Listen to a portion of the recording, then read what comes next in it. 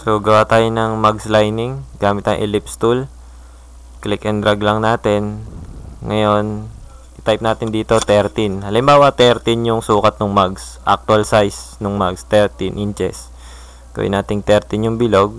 At gawa tayo ng inside contour. So, contour, click natin inside. Halimbawa, sinukat natin yung lapad ng loob ng mugs ay 0.5. So, gawa tayong 0.5 sa offset. At steps ay 1. Apply. Okay, so in-enter na natin para mag-apply siya. Ngayon, i-break natin to. Right click lang natin. Then, break contour. So, nagkahiwalay na yung contour at yung bilog. Kailangan natin yung pagsamahin yan. So, i-combine natin yan.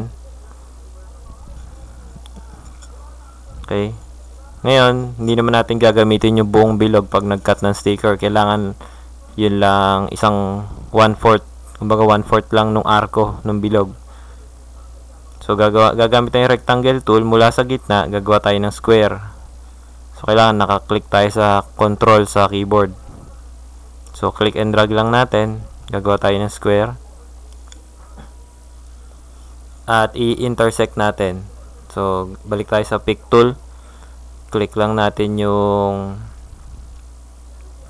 bilog kasama ng square at i-intersect natin. After nun, ayan, nakabuo na tayo ng isang part ng bilog na arko. So, buray na natin yung bilog tsaka yung square. Itayo lang natin to, gawin natin 45 degrees yung angle. Ayan, dito, type natin 45.